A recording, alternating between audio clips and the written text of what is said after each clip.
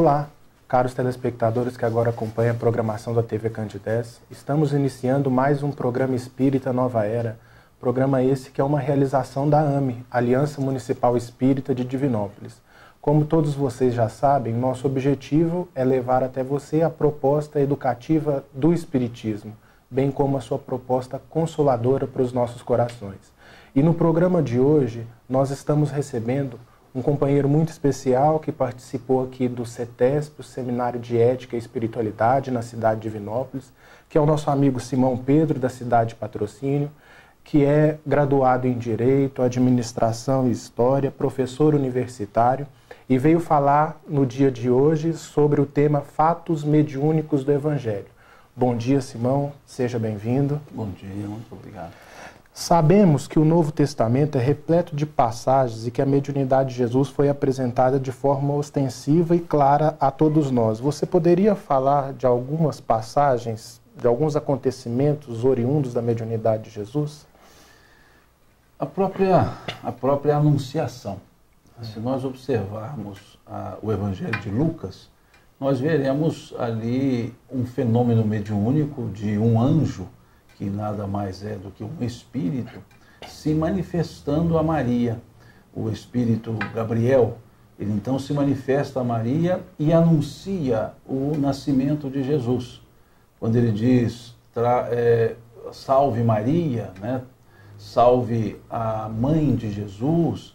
Então ali é uma conversa entre Maria e um espírito. Nós temos o anúncio do nascimento de João Batista, que era primo de Jesus, que se dá por vias oníricas, que nós chamamos de mediunidade onírica, que foi Zacarias sendo avisado em sonho. Temos o encontro de Maria com Isabel, em que Maria, grávida, e Isabel também, ela cumprimenta a Maria, salve, ó agraciada do Senhor, e diz, bendito é o fruto do teu ventre, pois quando ouvi sua saudação, o filho que carrego no meu saltou de alegria. Então veja as percepções espirituais, as percepções mediúnicas. Temos o próprio anúncio do nascimento de Jesus feito pelos anjos aos pastores. Quando eles dizem aos pastores, trago-vos novas de grandes alegrias, pois na cidade de Davi vos nasceu o Senhor, Jesus o Salvador. Então veja que antes mesmo do nascimento de Jesus, temos os fenômenos mediúnicos. O nascimento, depois os magos da visitação, ou dessa visitação que eles são avisados em sonhos. Mais uma vez, a mediunidade onírica, para que voltassem da visitação por outro caminho. Depois as passagens de Jesus em que ele conversa com os espíritos, conversa para admoestar os espíritos, como temos, por exemplo, a passagem do endemoniado gadareno, que Jesus dialoga com um espírito assim chamado no Evangelho, um espírito maligno, e ele chega a Gadara e entabula um diálogo, esse espírito dizendo a Jesus, ó Senhor, filho de Davi, por que vieste nos atormentar antes da hora, antes do tempo? Mostrando um claro processo que nós chamamos no Espiritismo de obsessivo, desse espírito para com aquele homem cujo nome não aparece nos evangelhos, ele é chamado de um endemoniado gadareno. Temos passagem, por exemplo, de um pai que procura por Jesus, dizendo que seu filho foi tomado por um espírito maligno e que ora ele caía na terra, ora ele se jogava no fogo, e que já havia procurado os discípulos de Jesus para cuidar desse filho. E eles não haviam conseguido. E Jesus então repreende esse espírito e o jovem se vê curado. E ele chama a atenção, inclusive, dos apóstolos, dizendo que essa casta de espíritos, deixando claro que há diferentes ordens dos espíritos, ele diz, essa casta de espíritos somente com jejum e oração se expulsa.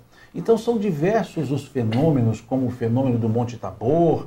Então temos vários, a transfiguração, vários fenômenos da mediunidade, óbvio, presente em Jesus, do envolvimento espiritual com a vida de Jesus.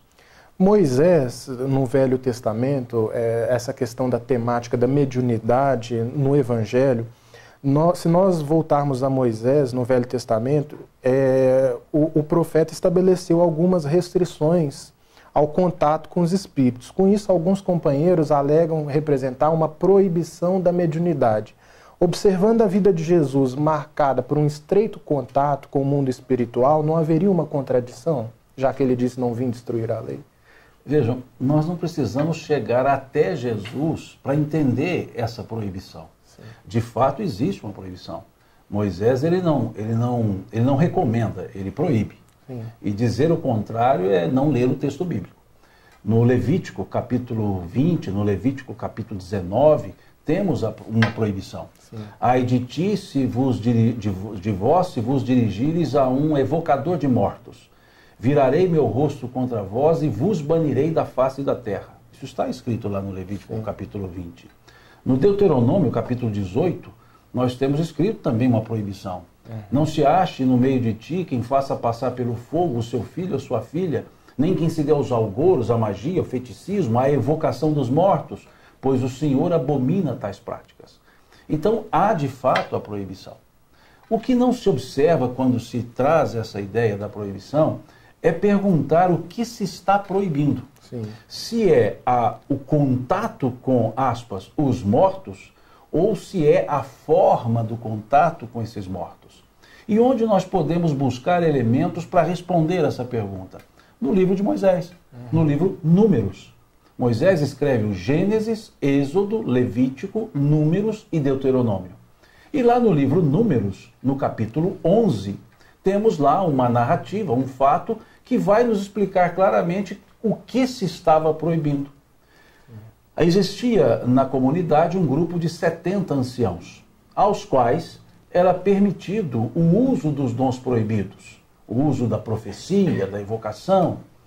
E aí eles estavam reunidos num dado momento, em uma tenda, já que eles sempre tinham que se reunir sob a tenda, esses 70 anciãos, e terminada a reunião, eles saíam e chega uma pessoa para Moisés dizendo: Senhor, eis que 2 que não fazem parte dos 70 estão usando os dons proibidos, estão profetizando. E Moisés e Josué diz o seguinte: vamos repreendê-los. E Moisés vira-se para Josué e diz: deixai-os assim fazer. Quem nos dera se todos em Israel fizessem como esses 2. Então veja que Moisés, ele mesmo explica o que se estava proibindo. Não se estava proibindo o contato, estava se regrando a forma do contato, o objetivo do contato. Veja que esses 2, inclusive, são nominados. O texto diz: eis que 2 são eles, Eldade e Medade. O texto traz o nome dos 2. E eles não eram anciãos e tampouco fazia parte do grupo dos 70. E, no entanto, Moisés diz: quem nos dera se todos em Israel fizessem como esses 2. Então vejamos que Moisés permitia aos 70 e a esses 2. E a chave está quando ele diz: fizessem como esses 2. Então o proibido não era o que, era o como, era a forma, era o objetivo. Pois as pessoas tratavam essa relação com os mortos, aspas, com os mortos, de uma forma leviana. Banal, né? Banalizando. Há que se lembrar que é um povo que havia saído do cativeiro do Egito. Um povo que havia tradições míticas e tradições místicas naquele convívio politeísta do Egito. Uma constante manifestação das divindades, por assim dizer. Então Moisés tratava de apresentar regras e, revestindo-as de poder divino, apresentava essas regras como que para diminuir essa influência do período do cativeiro. Veja que a influência era tão forte que o tempo que Moisés ficou no Monte Sinai e desceu depois com as tábuas da lei, nesse ínterim, essas pessoas construíram um bezerro de ouro para cultuar. Tamanha a fixação cultural. Então Moisés tinha leis duras, leis mosaicas, revestidas de caráter divino, para que as pessoas deixassem de ter aquelas ideias politeístas. Então criou uma regra, uma série de proibições. Mas fica claro que a proibição do Levítico 20 e do Deuteronômio 18, que são somente as duas, não se tratava do ato, se tratava da forma. Sim. Como aconteceu com Saul. Quando lemos o primeiro livro de Samuel, em que se narra a Saul consultando uma pitonisa, chamada pitonisa de Endor, e essa pitonisa evoca o espírito Samuel, a pedido de Saul. E Samuel admoesta Saul, como atreves a me chamar. Mas por que ele admoesta? Porque Saul evoca Samuel para fazer uma consulta sobre o resultado da batalha do dia seguinte. Sim. Ou seja, como ousas me chamar para motivos fúteis? Sim. Então esse é o elemento que foi proibido por Moisés. E não podemos dizer que não foi proibido. Foi proibido. Eu vejo muitos espíritas tentando explicar, não teve proibição. Teve. Sim. Só que teve também a permissão. E a permissão está no capítulo 11 do livro Números, também da Lavra de Moisés. E aí você trata Jesus. Sim, aí Jesus vem e segue, né, com a sua própria assertiva, eu não vim destruir a lei, mas dar-lhe o seu verdadeiro cumprimento. E Jesus, por diversas vezes, tem atos de relacionamento com o mundo espiritual, como esses que nós já citamos aqui. A banalidade, você coloca, da mediunidade, inclusive o comércio também, né? Questões financeiras que se estabeleciam pelo contato com esses oráculos, com médiuns, né? Banalizando ainda mais a mediunidade. Eu me recordo da pergunta 796 do Livro dos Espíritos, e fazendo um paralelo aí com o que você falou, da severidade das leis penais. Se ainda é importante a severidade das leis penais. E a resposta dos espíritos é que, para uma sociedade depravada, a severidade das leis penais ainda é importante. O problema é que tenta punir o mal depois de feito e não educar. Fazendo um paralelo com Moisés, talvez a proibição naquele momento, através de leis severas, era necessidade da época. Sim. Pelo depravamento da sociedade da época. Um povo que tinha uma cultura cativa. Com certeza. Agora, as próprias leis penais, elas não são punitivas. A pena, ela tem 3 efeitos. Esse punitivo nós chamamos de retributivo. Mas ela tem o efeito educativo e o efeito preventivo. Olha-se mais o aspecto retributivo, que é no sentido estrito que você deu a palavra, porque nós somos ainda muito apegados a punir. Sim. Mas a pena tem a função de educar e alertar. E a mesma lógica dos códigos. O código mosaico, ele é punitivo. A gente diz que as leis mosaicas, elas tratam a posteriori dos fatos. Há um fato e há uma punição. As leis que o Cristo trouxe são preventivas e educativas. Então, é o próprio processo da evolução da pena, da ideia de pena. Então, em Jesus não há pena, há o chamamento de atenção para o evitar. Moisés é para o punir. Então, são distintos os conceitos e, obviamente, leis mais duras. Moisés tem uma apresentação de Deus punitivo, Deus coercitivo, Deus que vinga, como vemos lá no capítulo 20 do Êxodo. Eu sou o Senhor teu Deus, que tirou do Egito, da casa da servidão. Não terás diante de mim nenhum outro Deus, nem a ele prestarás culto, pois eu sou um Deus ciumento. Em algumas traduções mais eufêmicas, sou um Deus zeloso, que puno a iniquidade dos pais nos filhos na 3ª e 4ª gerações. Era o Senhor dos exércitos. E Jesus fala de um Deus que ele chamou Abba. Abba significa papai. Então veja a diferença entre Moisés. Moisés é o Deus legislador, Jesus é o Abba, papai. Carinho, que dizia, quem de vós, se vossos filhos vos pedirem um pão, dará uma pedra. Se vos pedirdes um peixe, dará uma serpente. Se vós, que sois homens maus, fazem boas coisas aos vossos filhos, quanto mais não fará Deus aos seus, sendo Deus toda bondade? Aí você vê a diferença entre Moisés e Jesus. Para você que agora está acompanhando a programação da TV Candidez, estamos apresentando o programa Espírita Nova Era. Hoje recebendo o nosso amigo Simão Pedro, da cidade de Patrocínio, que está falando para a gente sobre fatos mediúnicos no Evangelho.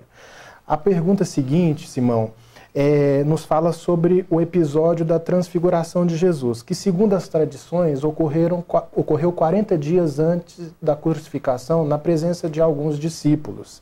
Qual o significado especial dessa passagem? Veja, é até interessante porque guarda relação com a pergunta que você fez anteriormente. Sim. É um fenômeno em que Jesus está com os discípulos, Pedro, João e Tiago, e eles sobem ao Monte Tabor, e ali no Monte Tabor Jesus se transfigura, no sentido estrito da palavra transfiguração. Ele mostra a sua realeza espiritual, ele mostra luminescente, e junto aparecem Elias e Moisés. E há que se lembrar, os dois mortos. Pode-se até objetar que Elias não morreu, ele foi ascendido aos céus numa carruagem de fogo, que assim está no livro de Elias. Mas Moisés não, Moisés consta a sua morte. E óbvio, Elias também.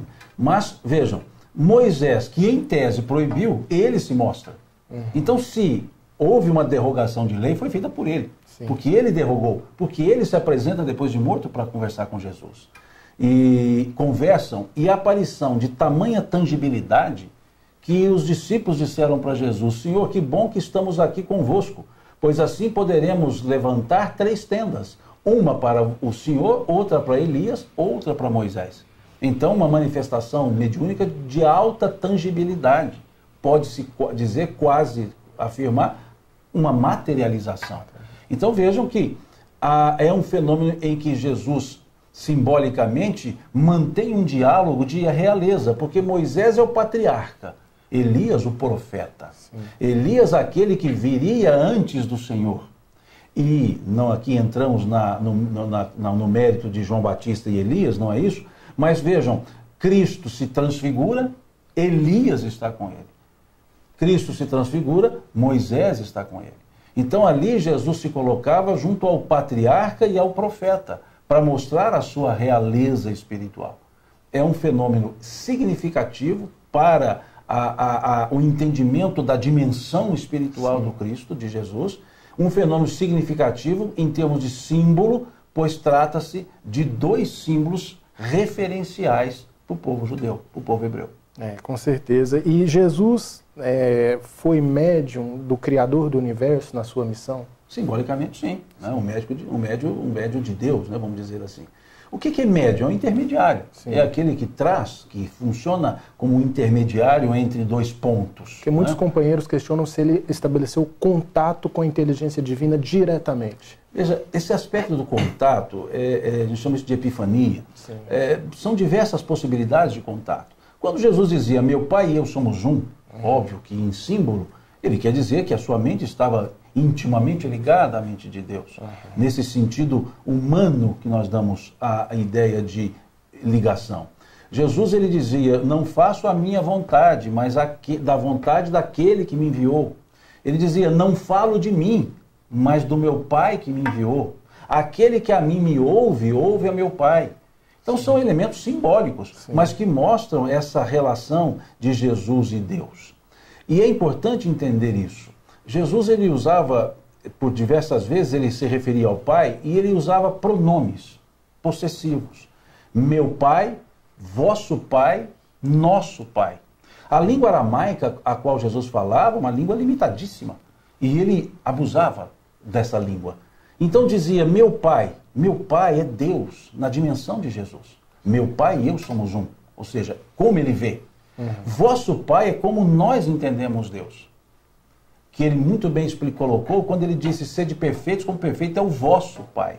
Se ele dissesse, sede perfeitos como perfeito é o meu Pai, não seria possível sermos perfeitos nesse nível, porque é como ele entendia Deus. Mas quando ele diz, sede perfeitos como perfeito é o vosso Pai, ele está dizendo, age em conformidade com o seu nível de conhecimento. Não fique aquém, e não há como ir além. Por isso, vosso Pai. E depois ele diz, Pai nosso, para dizer que independentemente do conceito, do entendimento mais profundo dele e menos profundo nosso, o Deus é o mesmo. Como vemos no capítulo 16 do Evangelho de João, a partir do versículo 31. Quando ele diz, chegará o dia em que pedirei ao meu Pai em meu nome, e eu já não mais vos digo que rogarei ao Pai por vós, pois o Pai é o mesmo e nos ama a todos. É interessante que o próprio Livro dos Espíritos, ali, se eu não me engano, na questão 76, fala que a definição de espíritos, né? São seres inteligentes da criação. E tem uma outra pergunta, 72, se eu não me engano, qual é a fonte da inteligência? E eles falam que a fonte da inteligência é a inteligência universal. Sim, então, quanto mais a inteligência se dilata e se aproxima de Deus, renovado é o entendimento das leis. Sim. Mas vejam, basta se observar a pergunta número 1 e a pergunta 76 do Livro dos Espíritos. Sim. O que é a pergunta número 1? O que é Deus? Que, aliás, que é Deus? Não há o artigo definido. que é Deus? Inteligência suprema do universo. Questão 76. Que definição pode se dar dos espíritos? São os seres inteligentes da criação. Veja que quando se refere a Deus, inteligência é substantivo. É a inteligência. Quando se refere a nós, os espíritos, inteligência está adjetivada. Sim. Somos inteligentes. Nós trazemos o germe da perfeição. Nós trazemos o germe da divindade. Nós não somos inteligência, nós possuímos. É um atributo nosso advindo. O que é um adjetivo? Aquilo que advém do substantivo, aquilo que qualifica um sujeito. Então veja, nós somos qualificados com as qualidades divinas. Quando diz no Gênesis, no capítulo 27, do capítulo 1, do versículo 27 do Gênesis, imagem e semelhança de Deus, os Espíritos mostram claramente isso quando coloca inteligência em Deus, inteligentes nós. Inteligência em Deus é a perfeição. Inteligentes em nós é a perfectibilidade. Nós não somos perfeitos, nós somos perfectíveis. E por que somos perfectíveis? Porque trazemos o germe da perfeição em nós. Por isso a evolução é um determinismo. Não há como não evoluir se eu trago o germe da evolução em mim. Então somos perfectíveis. Deus é a perfeição, nós somos perfectíveis. Deus é a inteligência, nós somos inteligentes.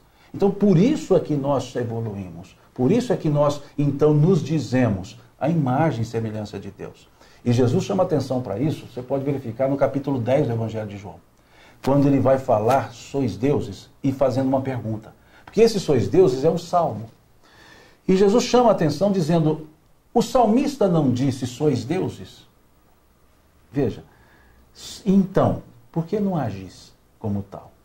É preciso entender essa dinâmica. E quando nós vamos no livro dos Espíritos, os Espíritos vão nos explicando isso. Basta fazer as correlações. A missão do homem inteligente na Terra, do Evangelho segundo o Espiritismo. Nós estamos aqui para espiritualizar a matéria, mas muitas vezes materializamos o espírito. Com certeza. De que forma esses fatos da mediunidade do Cristo podem orientar o médium no exercício das suas faculdades? Na questão 625 do Livro dos Espíritos, nós temos lá a pergunta qual é o tipo perfeito que Deus ofereceu ao homem para servir de guia e modelo para a humanidade. E a resposta foi Jesus. A resposta talvez seja uma das menores do Evangelho. Jesus. Jesus é o nosso modelo, Jesus é o nosso guia. Então, o que deve o médium fazer? Pensar como Jesus faria o que eu estou fazendo. Como Jesus trataria as pessoas. Como Jesus se relacionaria com os espíritos. Como Jesus seria o médium que eu sou. Se eu tomo isso por referência, eu começo a pautar minhas ações de uma forma tendente a ser melhor. Se eu começar a pensar como Jesus faria o que eu estou por fazer, eu tendo a tentar fazer de forma melhor.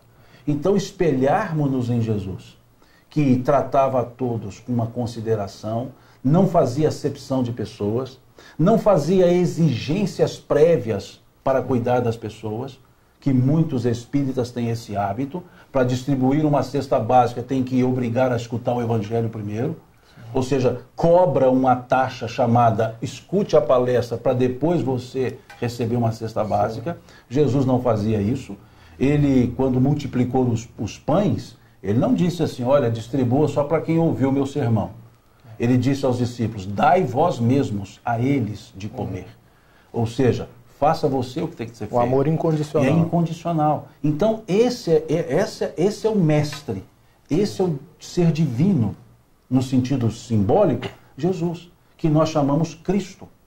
Cristo, o ungido, o mensageiro, não que seja o seu nome, é um apelido, um título que foi lhe dado, Jesus ou Cristo, Jesus ou mensageiro. O Jesus ungido, o esperado, e é esse que nós seguimos, ao Cristo de Deus. Então, que o médium se espelhe naquilo que Jesus demonstrou, na sua humildade, na sua amorosidade e nos seus exemplos, que ele nos trazia diversas vezes. E preocupado em que as pessoas aprendessem, em vez de apenas observar os fenômenos.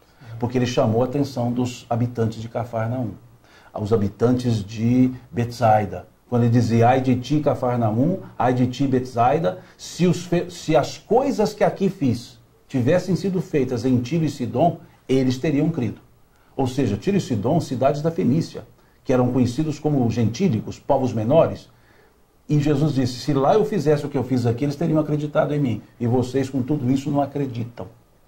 A mesma coisa ele faz com a mulher cananeia, capítulo 15 do Evangelho de Mateus. Quando chega essa mulher e pede, diz a ele, Senhor, filho de Davi, tem piedade de mim, que minha filha jaz doente em casa.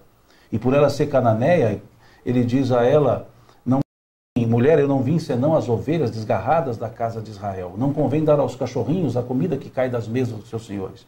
E ela respondeu, Senhor, mas até mesmo os cachorrinhos comem as migalhas que caem das mesas dos seus senhores. Em outras palavras, mulher, eu vim para esse pessoal que entende, que pode entender o que eu tenho que ensinar. Você ainda não está apta a aprender. E ela responde para ele, mas eu não quero o que está sendo ensinado a eles. Eu me contento com o que eles estão desperdiçando. E ele disse, mulher, grande é a tua fé, vai que a tua filha está curada. Ou seja, ele primava para que as pessoas entendessem. Sim. E não fazia acepção das pessoas.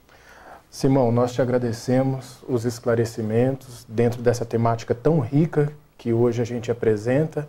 Agradecemos também os nossos telespectadores que acompanharam aqui esses momentos de enriquecimento, dizendo ainda que nosso programa vai ao ar todo sábado às 9h30 da manhã, com uma reprise às terças-feiras às 7 horas da manhã. Muita paz e até o nosso próximo encontro. Muito obrigado.